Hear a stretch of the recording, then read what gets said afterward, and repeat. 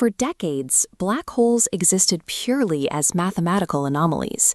Today, we have direct photographic proof of their existence, confirming that massive stars collapse into dense points in space. The foundational framework that predicted these objects is Albert Einstein's theory of general relativity. The equations of general relativity possess a property known as time reversal symmetry, or T-symmetry. They do not dictate a preferred forward direction for time. Because of this T-symmetry, a valid physical solution running forward in time has a mathematically valid counterpart when time is reversed. If the gravitational collapse of a star into a black hole is permitted by the math, an exact anti-collapse is equally permitted. This time-reversed object is a white hole. It is a causally disconnected past singularity that acts as a continuous source of matter, light, and information, ejecting it all out into the external universe.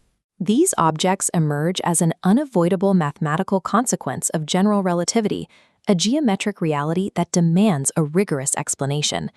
The classical way to describe the geometry around a mass is the Schwarzschild metric, but for an external observer, this metric contains a coordinate singularity at the exact boundary of the event horizon. This chart shows the exact moment the math breaks down at the horizon. The radial metric component spikes to infinity, and the time component drops to 0.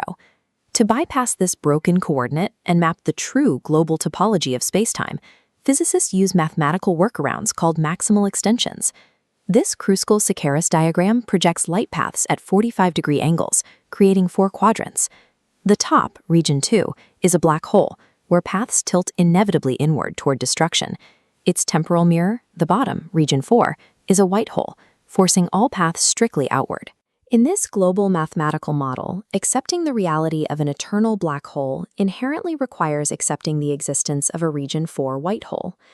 Mapping these regions using Kruskal-Sakaris coordinates introduces a functional problem. Extracting the actual physical area relies on complex transcendental equations, which makes practical metric calculations difficult. To resolve this, theoretical physicist Andrei Galiadinov proposed the modified Fronsdal coordinates, an elegant solution to this mathematical friction. By applying a truncated tortoise coordinate, physicists can strip away the transcendental elements. This leaves a clean, explicit algebraic function to calculate the radius. This technical plot maps radial null geodesics in the modified Fronsdal system. Constant radius lines form a symmetric nesting arrangement of two-dimensional spheres. The central diamond region perfectly tracks the Finkelsteinian collapse of light cones near the singularities, clarifying the causal structure. These geometric maps prove the math behind white hole interiors is consistent, which only deepens the mystery of why we haven't confirmed their presence in the cosmos. These coordinate maps describe isolated white holes in a vacuum, but realistic white holes must interact with a universe filled with matter and radiation. This exposes a physical flaw known as the Erdely instability. It occurs the moment a white hole exerts any gravitational pull on its environment. Incoming matter cannot cross the past event horizon, accumulating indefinitely outside the boundary. This creates the blue sheet effect. The trapped matter undergoes extreme blue shifting, condensing into a hyper-concentrated energy wall. Colliding outgoing mass instantly expands their combined Schwarzschild radius. That expanded radius forms a new, inescapable event horizon. It swallows both layers, instantly trapping the outgoing energy and suffocating the white hole. Classical white holes appear to be self-destructive. Their own gravity weaponizes the universe's background radiation against them, suggesting we will never observe a macroscopic version of these objects. General relativity predicts that matter collapses into a singularity of infinite density. However, nature typically avoids such true physical infinities. A modern framework attempting to resolve this is loop quantum gravity, which proposes that spacetime is quantized into indivisible, discrete geometric loops. Physicist Carlo Rovelli is a primary architect of a hypothesis that applies this framework to black hole evolution. Because space is discrete in this theory, it establishes a maximum density limit called the area gap. The fabric of space simply cannot be compressed any further. When the gravitational collapse of a star hits this exact limit, it generates an immense quantum pressure, halting the collapse at the Planck star stage. Instead of forming a singularity, the intense quantum pressure forces the geometry to tunnel outward. This dynamically transitions the trapping horizon of a black hole into the anti-trapping horizon of a white hole. This framework suggests that the physical singularity may not be an endpoint. If loop quantum gravity holds, the ultimate fate of all collapsing matter is to rebound as a white hole.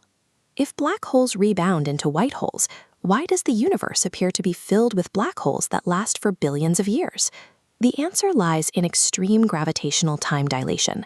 There is a massive discrepancy between the local internal time of the bounce and the perspective of a distant observer. Let's compare the two timelines. On the left, the collapsing matter's internal proper time. On the right, an external observer's timeline. Internally, the quantum bounce takes mere milliseconds, but extreme space-time warping stretches those milliseconds into billions of years for anyone watching outside. During this slow external timeline, Stephen Hawking's discovery shows that the outer horizon is gradually shrinking through the emission of Hawking radiation. In this model, every black hole in our sky is a white hole currently exploding, hidden in extreme slow motion behind a slowly evaporating horizon. To see the result, we must look at the final evaporation of ancient primordial black holes born at the beginning of the universe.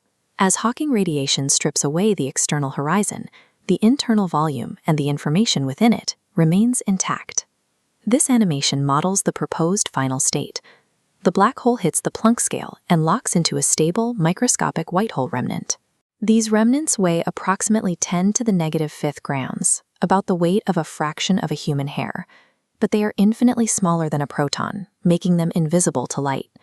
Stabilized by quantum geometry, they cannot collapse further. They simply drift through space, bouncing off normal matter and interacting only through faint gravitational nudges.